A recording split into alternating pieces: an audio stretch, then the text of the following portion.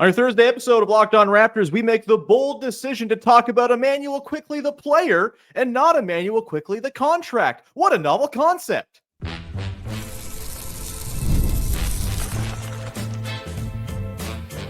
You are Locked On Raptors, your daily Toronto Raptors podcast, part of the Locked On Podcast Network, your team every day. Hey,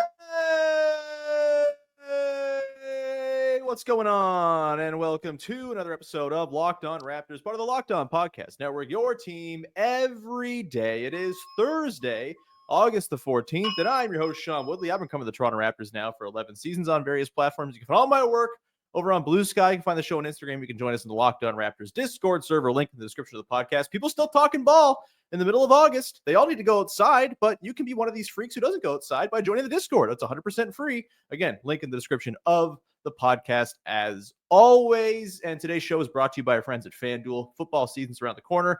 Visit the FanDuel app today to start planning your futures bets. Now we're off and running here on an Immanuel Quickley focused episode of the podcast. We're going to talk about Quickley's importance to the Toronto Raptors this coming season. Maybe he's the most important sneakily. He's not the best player on the team, but there's a whole lot riding on him having a good year. We will talk about what happened last year, and we will get into our sort of thoughts on the potential chemistry with the key players that he's going to be rolled out there with this coming year. We're going to do it all with our pal, Es Baraheni from the Athletic NBA Daily, from the CEBL sidelines, from Raptors Republic. I don't know. What other 14 things am I missing, Es? How are you?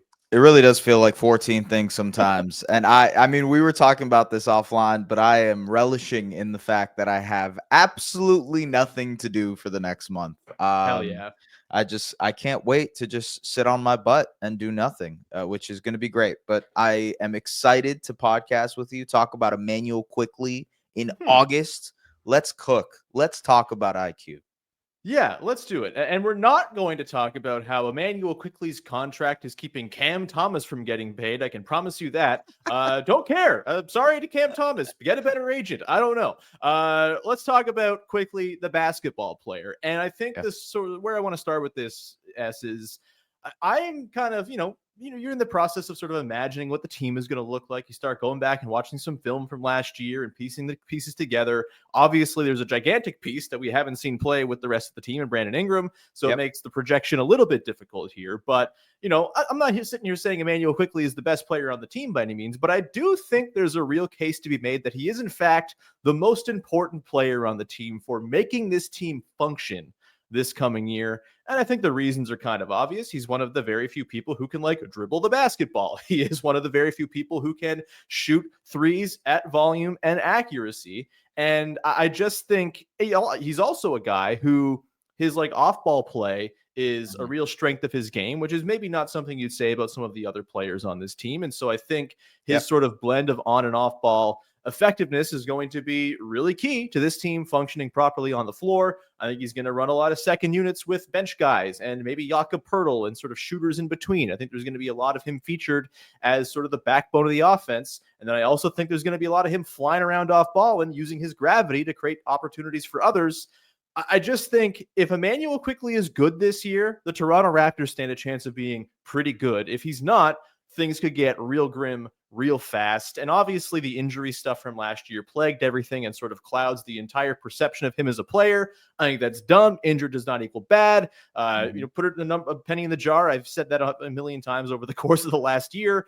Where are you on the idea that Quickley is in fact the most important player for this team's functionality going into next year? Yeah, I'll go even further and say that I don't think there's a world in which he has a bad season. Ooh, I don't like it. We're cooking in August with some we're cooking in August. Yeah. Why not? Let's go with the optimistic route. I just don't unless injuries, because those injuries he had last year were also weird injuries. They weren't. He had a baseball injury. Right. And What? so and he even after he came back from the baseball injury, he had that big giant sleeve that he wore on every game.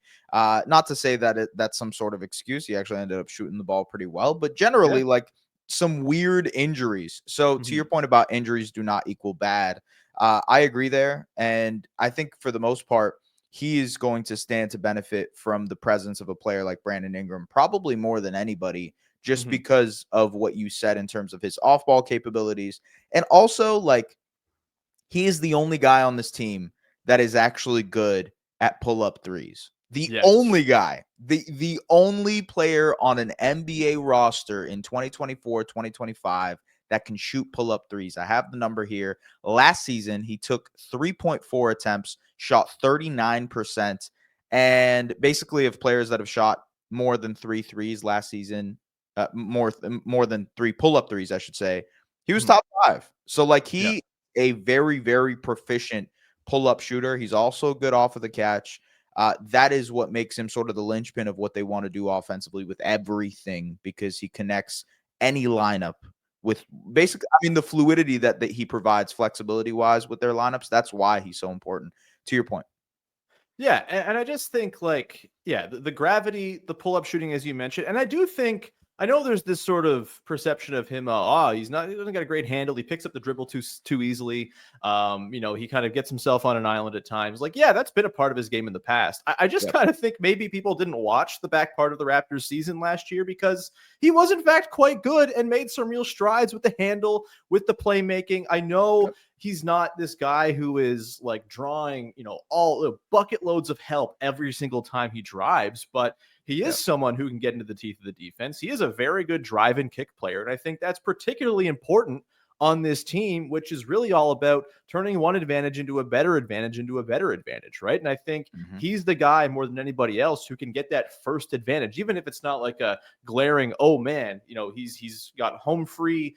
He's running home free to the rim. There's nothing the defense can do except sell out to stop it. He's not that kind of guy. He's not Tyrese Maxey. He's not prime Damian Lillard, but Yeah. he just does so many things that functional basketball teams need. And yeah, the team was not good on offense last year. And it's going to be a massive hurdle for them to jump from the bottom 5 on offense to somewhere respectable. But I think you could argue that Quickley was probably their best offensive player last year. He missed 50 games. And then Mhm. you add in Brandon Ingram, who might be their best offensive player now. And it just seems like, okay, yeah, that's a pretty good recipe for facilitating a pretty big jump, the necessary one for this team to get serious again. I'm just looking at his numbers, and the one thing, like, yeah, he doesn't get to the rim. I mean, he does get to the rim. He doesn't finish at the rim very Yeah. well. He's like below average as a finisher for his position. But the one area where I think there's actually room for growth and maybe to Mhm. get back to what he was in New York is the floater. Um, 100%. in Toronto, he shot 44% on runners and floaters.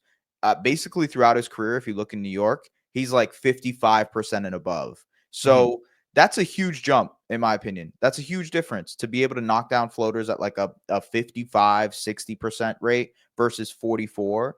Mhm. And if the floater can just get back, that will unlock so much for him because he can attack closeouts. And instead of, kind of like getting to the rim and getting stopped or having to kick out, he has that. And sorry, as my fire alarm goes off, but it's fire for Immanuel Quickley. But here, I'll send it to you. Go ahead. Yeah.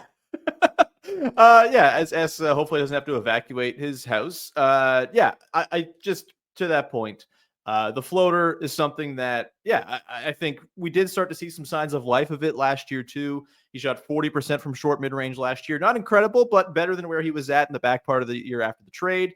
And that has been an area where he's been excellent throughout his career.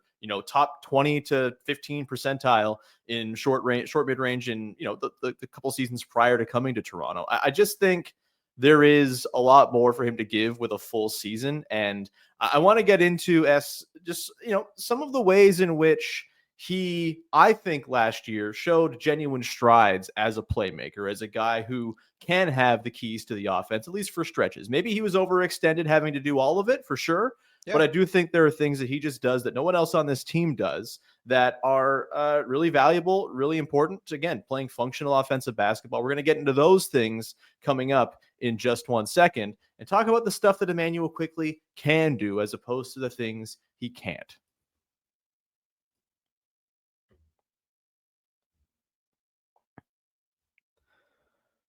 Today's show is brought to you by our friends over at FanDuel. The August 26th is a day to circle on your calendar. It's officially FanDuel Futures Day, a brand new holiday for football fans who live for bold predictions and preseason hunches. For just 24 hours, FanDuel is giving you deals on NFL season predictions. So whether you're calling your MVP, eyeing a long shot division winner, or ready to crown your Super Bowl champ before week one even kicks off, this is your moment. I am not someone who watches a whole lot of football myself. It's been quite some time. But if you are someone who thinks, oh, I don't know, Josh Allen of the Bills is going to go win MVP, you can put money on that from day one. Maybe there's a longer shot guy. Maybe there's a rookie quarterback out there who you think has a shot to have a killer first year. You can go throw some money on that guy to go and do it. And hey, maybe you're someone who's a fan of a downtrodden football team. I'm largely not a football fan because the Tennessee Titans broke me way too much over the course of my youth.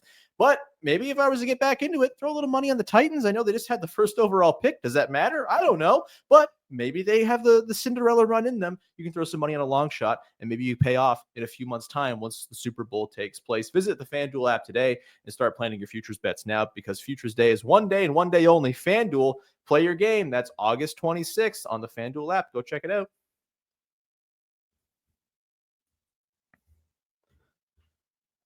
Back at it here with Es Baraheni of, again, everything.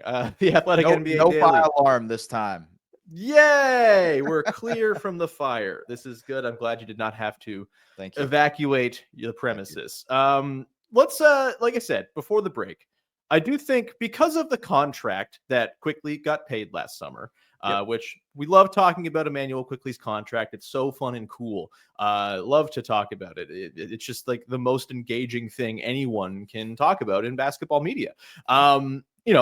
He's currently overpaid for his production. Sure. Yeah. I still think the sort of hand-wringing over $32.5 million when the league is headed towards that just being fine starter money is a little excessive. And again, it makes the conversation about Quickley about what he can't do versus what he can do, which I think is a lot. I think there's this sort of, this sort of perception of him where it's like, oh yeah, well, he's not like your lead guard type. He's not your Damian Lillard, so he's poo-poo. Or he's not like a shooting guard because he's too small for that, so he's poo-poo. And it's just like, no, there's a lot that he provides as an offensive player. He is not Cam Thomas if you're trying to lump him in with these sort of offense-first guards. Like, no, he actually does well-rounded things to affect winning basketball in a way that Cam Thomas or Josh Giddey do not. And I think it's fair that he probably is going to make more money than those guys do, even though the stats might say, just the raw counting stats might say otherwise. And I think for me, the thing that gets slept on, and again, it's been a tiny sample, so we need to see it over a longer stretch, but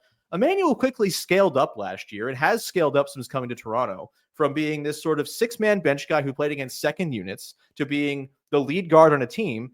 And he's done it without really losing any efficiency. And I think that matters. Like, he's doing it against starters, and he's still right around his career averages, 57% true shooting last year, just above his career average. And he, on a per 36-minute basis, he was like 22, 5, and 8. That's pretty good stuff. That's something I'm happy to pay $32.5 million for, especially when there's a complete paucity of those skills on the roster elsewhere. Yeah. And I just feel like because he's not your top of the league, incredible superstar guard, he gets crapped on, but he's also not paid like that. So what are we really doing here? I don't know. You've always been a pro IQ guy. This is why I brought you on the podcast. I needed to sort of fuel the agenda. But I don't know. Any sort of thoughts on the idea of Quickley being sort of unfairly judged because he's not kind of exactly in line with some of his contemporaries at the position? Yeah. So the funny thing about the contracts and like the comparison to Cam Thomas and Jonathan Kuminga and all those guys who are like looking to get paid and looking at that contract, those guys aren't scalable. And by scalable, I mean up or down in terms of their utility. Like, they have one very specific utility. In Cam Thomas's way, it's scoring the ball. In Josh Giddey, it's like being a Swiss Army knife, but also not being able to defend. In Jonathan Kuminga's way, it's like being a battering ram, but also not really knowing how to play basketball. Like, I think that's something that Jonathan Kuminga still needs to do. Quickly can scale up or down. And so we've seen him in New York obviously be like a six-man type. And I do think this year, not that he'll be a six-man, but we'll probably see him in a little bit of a scaled back role just because of the presence of Brandon Ingram.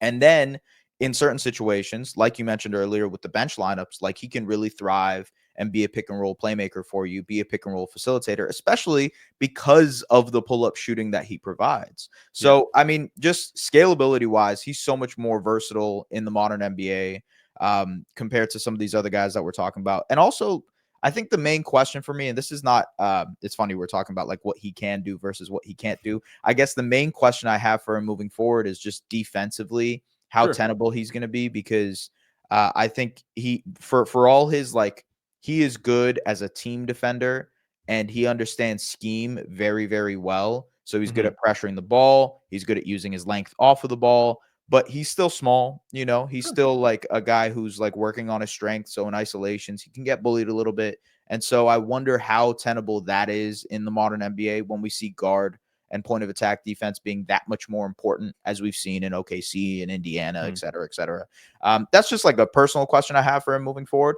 But in terms of utility on this Raptors team and what he provides, I'm looking at his pick and roll numbers from last year, and basically he was very good at everything pick and roll related. 76th percentile in terms of pick and roll points per possession, 76th percentile in terms of frequency. Like, he ran a lot of pick and rolls, and the Raptors scored a lot out of pick and rolls when he was handling the ball. And that's not like inconsequential, because if you look at the Raptors' efficiency in basically every category, they were bottom of the league in every play type offensively.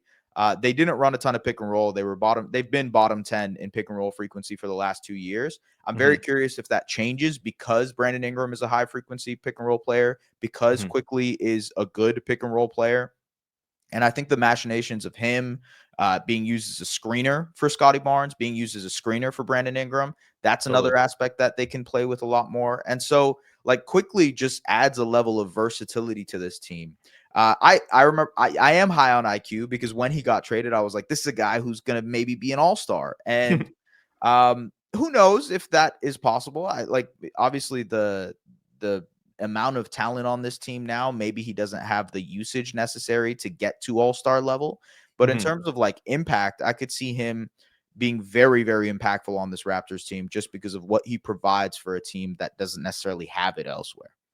Yeah, and like the numbers under the hood with him on the floor were all much better than when he was off. Yeah, they still lost his minutes when he was on the floor, but it was only by like a couple points per 100 for a team that was clearly not trying. And I think he just does stuff to grease along winning basketball, even defensively, right? Like, I don't think he drove these numbers. I think it's because he played a lot with Scottie Barnes and Jakob Poeltl, who were incredible on the floor together defensively. But, he had the third best on-off metrics in terms of defense as well. He wasn't taking anything off the table necessarily. Again, you want to have good point of attack defense, sure. I also think if you can get away with it, with not having an incredible defender at any position, it's probably at the lead guard spot. And I think what he's going to provide to the team offensively just totally counteracts any negative he's giving you on the defensive end, especially considering he's a good team defender. He can, swipe for steals, stuff like that. Yeah. In terms of like, I want to ask you, like, what do you think is the thing he got best, like improved at the most last season compared to where he was at with the Knicks? I think there's a few areas that we can go here, but there's a couple things that I think, going back and like, I watched every single one of his assists and turnovers this year. By the way, another important thing about him, he never turns the ball over. He is a ball security wizard. He is like 3-to-1 assist to turnover ratio. You love to see that from your lead guard.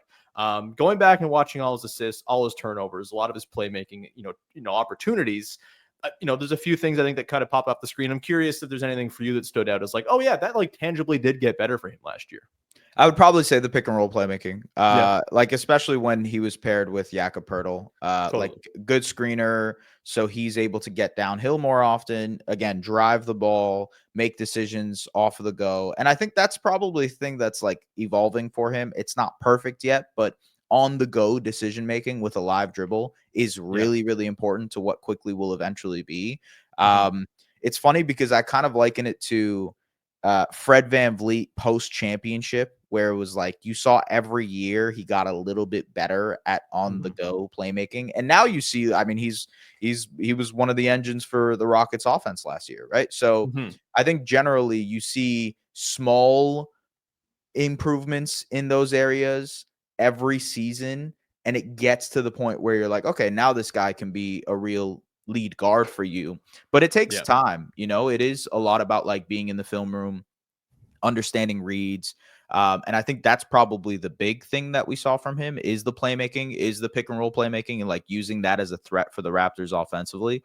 In terms of everything else, I'm like, I think there's like the shooting utility is just cannot be stressed enough, No, and it's great. especially like the pull up shooting, especially is really important for him because, for it's funny because his name is Quickley, but like in general, he's a very like slow and prodding guy. Like he's not slow, but he prods, he's Sure. very decisive. That helps with the assist to turnover ratio, actually. Yeah. So his decision making is very like methodical. And in order to be methodical, like you need to have a lethal weapon that you can use. Shout out, great movie. You need to have a lethal weapon to use, and that pull up shooting is so lethal because of what he can do in the pick and roll when he has that little bit of daylight when Jakob sets a screen. So it all kind of comes together in one thing, but to me, it's probably the playmaking pick and roll. Yeah, I think so. It's sort of an interesting thing where I think the thing he maybe needs to improve upon the most, and the thing he did get better at, which I think is that sort of live dribble playmaking stuff, like they're kind of entwined a little bit. The thing I think he kind of could stand to improve the most as a creator is just like getting into stuff faster. Because I do think once he gets into the stuff, he is like, head on a swivel, making those quick reads, making the right play most of the time. I think where he gets himself in trouble is he just kind of limits the amount of time on the clock for the team to work with, because he'll kind of do the 5-6 second dribble thing, waiting to find that advantage. And I think slow prodding. Yeah, exactly. Yeah, exactly. It's not just a Quickley thing too. It's kind of like a team ethos thing as well. But, obviously you got the ball in your hands. You're the one who's driving the ship here. You got to have that internal clock. Like I have compared the way he plays and sort of the impact he can have to like Mike Conley, where it's like this, like, 3-point shooting and playmaking. He's not like your lead scoring option necessarily, but he can do it all for you. I think Conley obviously is so far advanced as just like a guy who understands the beats and rhythms of every single possession. That's a thing Quickley needs to refine. And hey, maybe he never gets there. Mike Conley's a basketball genius, but I do think just like getting into the stuff quicker will allow that quick twitch decision making to kind of shine a little bit more. And in the Raptors offense, I mean, the way they run it, the more time you have to kind of compile advantages, the more effective it's going to be. And I think now that you have Brandon Ingram, now that you have guys maybe sort of occupying roles that are more befitting of their talents, I think there's a chance that sort of snowball effect can even be even more obvious and apparent if they can just get into their stuff faster. So that's where I think Quickley needs to improve the most. But I'm totally with you. I like going back and looking at his assists, even at the turnovers, like he's making quick decisions on the fly with a live dribble. He's not doing the pick it up 18 feet away thing and resetting and all of that. Like there was a lot of just like, all right, I'm going to make this like very slick, quick skip pass to the corner to keep the possession alive when I draw the help over, or he's finding ways to get to floater range and make the play out of there, or the pick and roll stuff I think really came along as well. I think there is like a pretty solid, not incredible, not top of the league, not all-star playmaker, but you make $32.5 million a year. You're not being paid to be an all-star in the modern NBA. We need to have the sticker shock go away. This is just not what that amount of money is equating to anymore. It's percentage of the cap. Yep. Absolutely. Yep. Let's come back on the other side. I want to get into specifically the fit with Brandon Ingram and Scottie Barnes and how those guys can help elevate one another. We'll do that to close out the show in just one sec.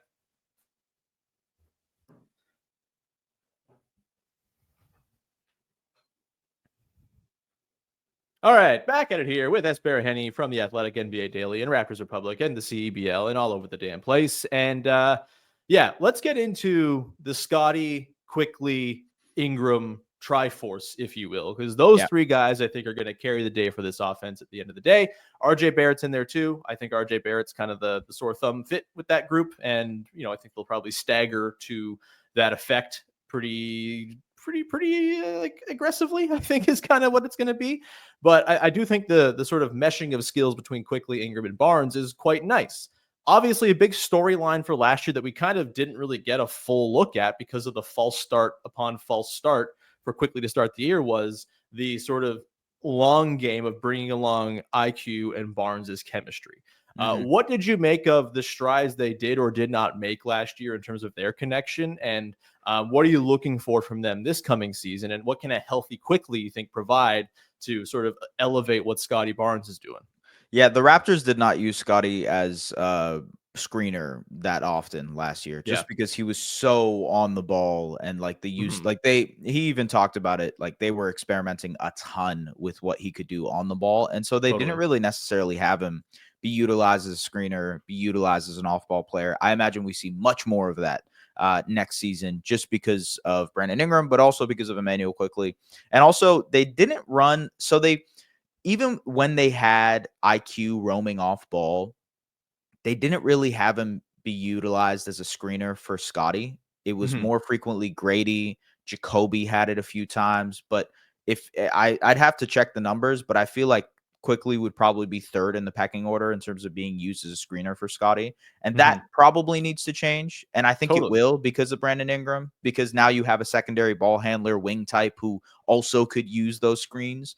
And I think he'll work really, really well off of that. The other thing is, like, the 3-point attempts got to go up, in my opinion. If you're a guy that is as good as Quickley is as a 3-point shooter, he took 6.5 last year, 7.6 last year, the year before that with the Raptors. He's been about that throughout his career, like 6.5. I would like for it to eventually be like 8, 9 a game, you know? Yeah. And part of that will be his off-ball utility, playing with other guys, getting more open shots. And I think BI will absolutely help with him getting that percentage and attempts up a little bit. Yeah, and I do think it's important to remember, like, his minutes were kind of suppressed last year because of the injury management and the tanking. He was at 8.8 per 36 3-point attempts, which was his highest since his rookie year. So encouraging there. But hey, bring that even higher, man. Let it rip, man.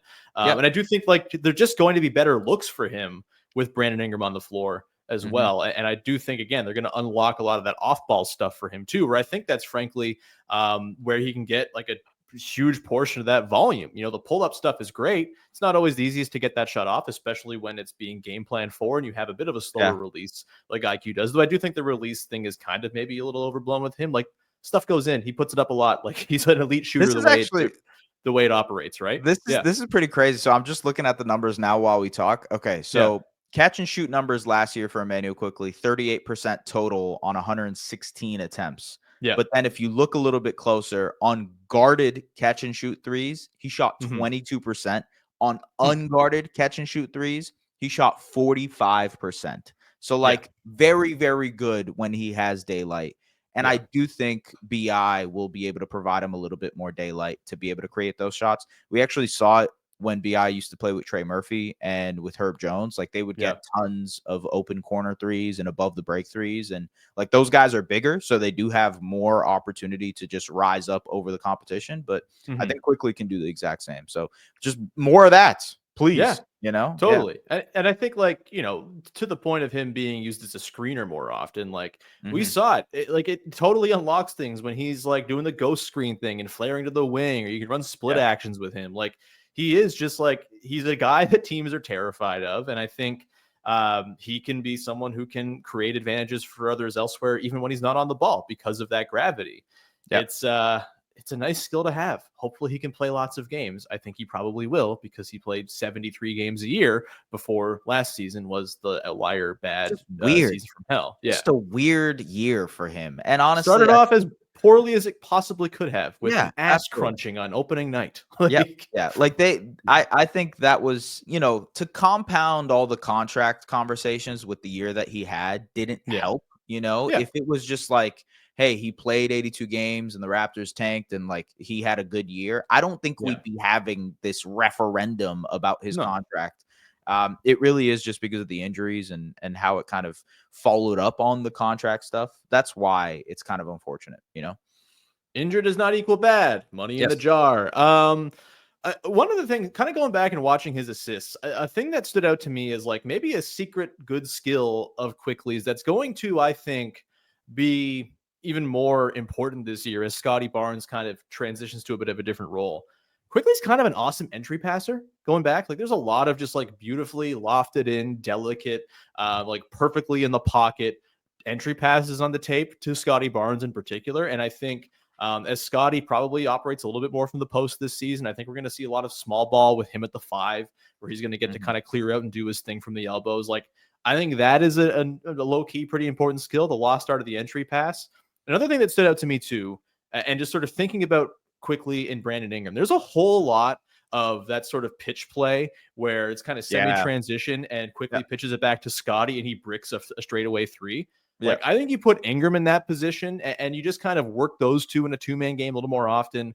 I think like you replace a lot of those pitch plays, Ingram in place of Scottie, that's going to be a lot of quick instant offense for the team too, which leads me to ask you, like, obviously a big part of the success of this team is going to be Ingram's ability to buy into some off-ball play.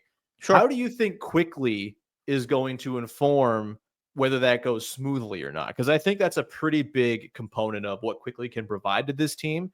And I think, obviously, Ingram is just going to have to buy in and adapt his game a little bit to fit the way the Raptors play and to, modernize his game a little bit. How do you think Quickley plays into that?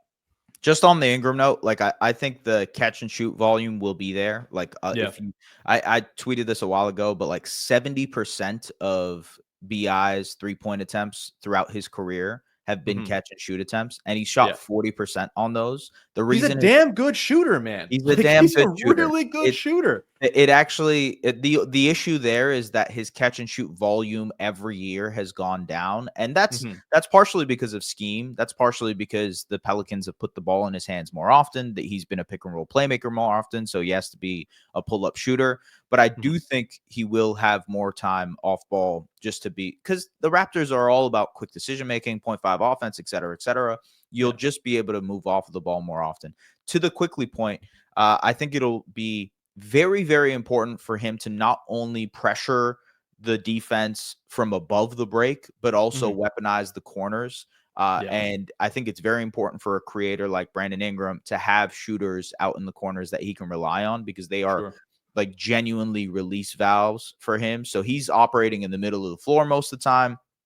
Middle of the floor is a very hard place to guard on defense. You think about Joel Embiid, MVP season. It was above the free throw line, making tons of decisions, being a guy who can weaponize his strength and his playmaking and his shot making from that area. It's so hard to guard from there because you don't know which way to send help from. And so Brandon Ingram can do similar things because of his mid-range ability.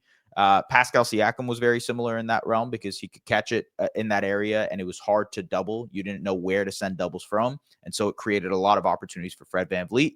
I think the same thing applies to Immanuel Quickley, where you need to be spaced out to the corners and be able to take that shot pretty frequently. But also, like, above the break spacing is very important also when you have a post guy like Scottie Barnes who can, punish mismatches. And so that as a release valve is very important. It's just about moving off the ball. I think for Quickley, it's like he's gotten used to being an on-ball player over the last couple of years. How can you kind of zip back and forth from the mentality of, oh, hey, I have to like operate a pick and roll now. But now when BI has the ball, I have to shift and try to run around a bunch to get an opening, Yeah, like the stuff when you go back and watch him on the Knicks, like I really liked those Knicks teams when Quickley was first coming up. Kind of a little sicko for those not very good, but plucky Knicks teams. And the jitterbug energy of Quickley off the ball was just so palpable. Yeah, he had some on-ball duties when he was in off the bench as well, but like where he was at his best was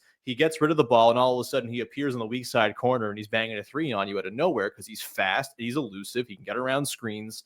And I think he's just like there's a blend of the on-ball stuff and the off-ball stuff for him that I think just makes him a better player, sort of some of its parts style. Like there's just, I think you don't find guards who have that sort of two-faced play essentially that Quickley can provide. And I think it's there's a real recipe here for it to work. Obviously, the spacing's got to be right elsewhere. I think if RJ Barrett's in the starting 5, like dude's got to be eager to take a lot of threes and move and take more threes and hopefully hit them. They have to continue to be creative with how they manufacture space with Jakob Poeltl on the floor next to Scottie Barnes. Again, I think there's going to be a lot of Scottie at the 5 in the backup minutes when Poeltl is sitting, just because it allows them to create space and have more shooting injected. What I love to see Grady Dick supplant RJ Barrett in the starting 5 at some point, just for the 3-point juice. Wouldn't hate that at all. I mean, maybe there's a defensive drop back there, but I think the offense could be pretty damn potent in that situation. Like, I do like that this team has all kinds of different skill sets to blend together. It's not like they have a whole bunch of two-way guys who you can just throw out in any iteration, but I do think there's enough in terms of like stratified to one end of the spectrum skill sets that they can find some fun balance with their guys if they get the mixing and matching right. But back to the point of Ingram, like, I think there is a real world in which he's damn effective as an off-ball player. I think the escape from New Orleans thing is real. I think it's just like a clean slate, fresh start. I'm totally fine to sort of view him without all that baggage, because that's a lot of baggage and a franchise that just seemingly has no idea what it's doing. I'm hopeful. And I think Quickley, again, is going to be pretty essential to making that experiment work as well. Man, thanks so much for jumping on the show, dude. It's always a pleasure. Anything you want to promote for the good people out there? I'm doing these like individual breakdown expectation type of things for Raptors Republic for each player in the rotation. I've done Grady Dick, I've done Brandon Ingram, and I've done RJ Barrett so far. Next week will be Immanuel Quickley. So if you are still interested in IQ stuff, be on the lookout for that. Yeah, appreciate you, man. Thank you. Of course, brother. I love having you always, and we'll see you soon. Hopefully, around I guess media day is like not that far away. It's like, it's like a month and a half, 6 weeks. But please don't remind me. I'm excited. No. I'm not trying to wish that time away by any means. 6 weeks will be. I'm relishing these 6 weeks. These will be fun. 6 weeks. Do it up. Play a video game. Read a book. Do both. It's all there for you. We'll leave you there. Thank you so much, everyone. We'll be back again on Friday. Haven't quite ironed out what it'll be. I'm hoping to get one of our new Locked On NBA draft guys on the show from the No Ceilings crew. They're doing Locked On stuff now, and hopefully we can get someone on from that team to talk Colin Murray-Boyles a little bit, because I haven't talked much Colin Murray-Boyles. I wasn't here when he got drafted, and I want to deep dive into him a little bit and what we can expect in year number 1. Might do some other stuff. I mean, the schedule, I guess, comes out today. I'm not one for looking at the schedule and discussing the games played in a pre-prescribed order against all the same teams we play every year, but maybe there's some stuff that we can get into there. Maybe they don't have the hell gauntlet for the first 50 games they had last year. Nice. Wouldn't that be awesome? We'll leave it there. Thanks so much. Go to the Discord, link in the description of the podcast. Follow, subscribe, rate, review. Go to the YouTube channel, subscribe over there if you haven't yet. Much appreciated. Talk to you Friday. Thanks for hanging by. Damn it.